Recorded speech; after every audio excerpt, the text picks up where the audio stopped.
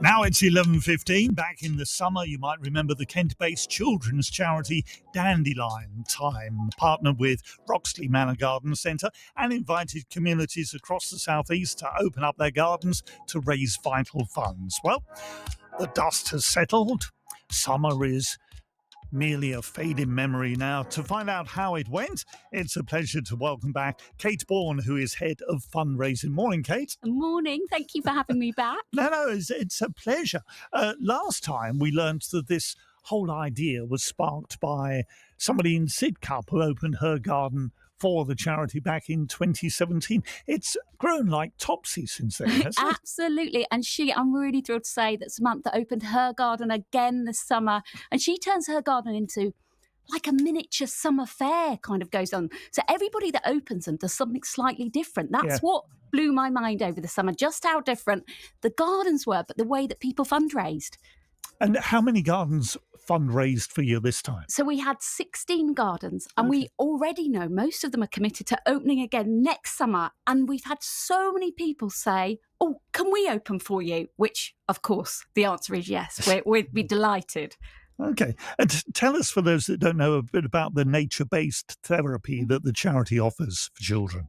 Okay, so Dandelion Time has been in existence for over 20 years, and we were founded by an amazing Maidstone GP who was seeing children who had experienced trauma come back and return to her surgery. And she was out in nature herself on a weekend and thought she obviously had a really busy week. And she had this kind of moment of thought that actually there's got to be a different way other than antidepressants for children that are 6, 7, 8, 9, 10 and repeated kind of, and these children that can't go to school and they're anxious or they're expelled because they're not able to cope with the trauma they've experienced. And that is where the idea of Dandelion Time came from.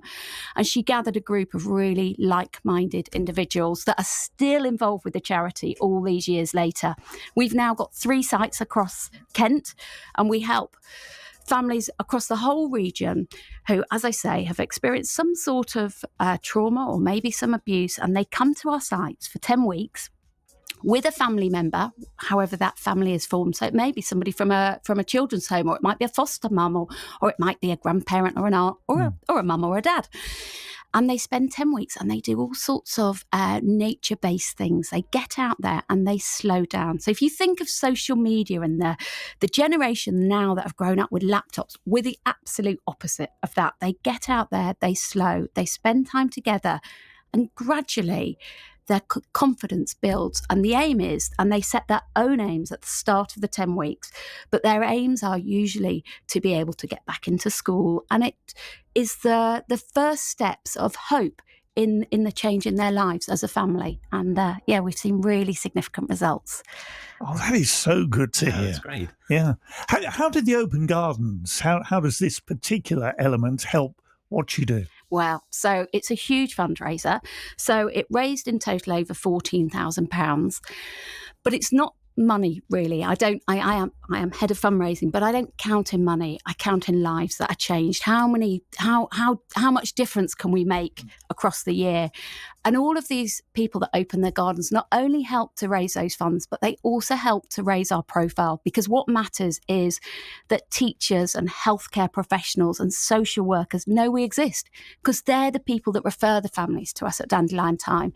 So the gardeners, they do so much more than just raising the money on the day, but helping us reach way more people and ensuring that those families that need our help are aware of our help. Yeah. And you're on the lookout, are you, for more people next year? Absolutely. We absolutely are. And this week, we've hastily put up our Summer Gardens 2025 link so that anybody interested, any of your listeners, Pat, and I know, they're all gardeners. They're all proud of their garden. They all care. And it doesn't matter whether it's big, small, town, country, can open their garden. And it doesn't have to be to the public. It can be to their friends or family. It's a very loose scheme. People can interpret it as they like, but we need families. We need gardeners to do more for local families, definitely. Yeah, and I think what you mentioned as well about the size of a garden, quite often, especially in the past, gardens that would open for charity were usually huge estates, massive gardens. And I think for people to actually relate to the garden they're visiting, it's so important to have smaller gardens as well.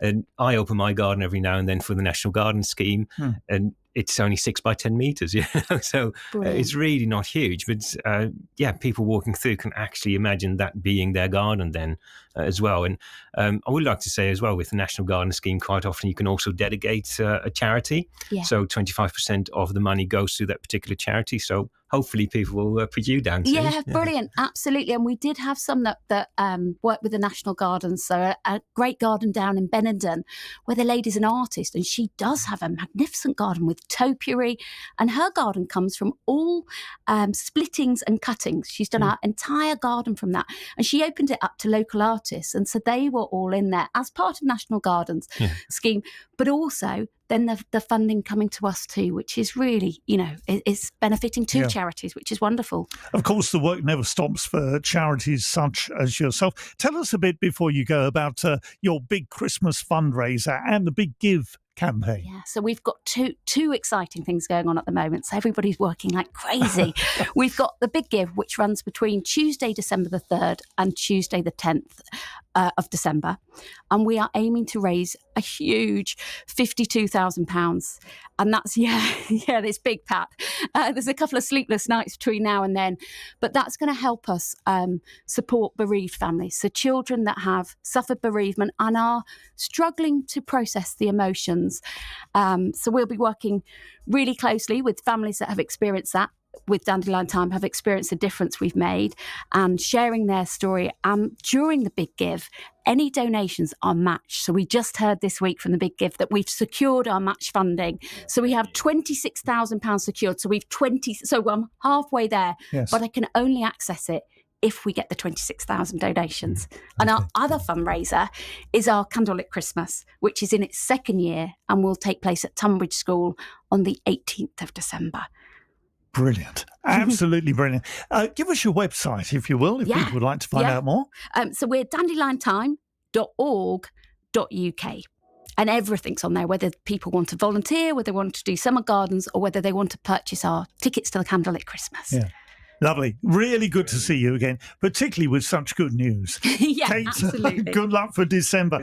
Our thanks to Kate Bourne, their head of fundraising at the children's charity Dandelion Time. And the website again, if you missed it, dandeliontime.org.uk.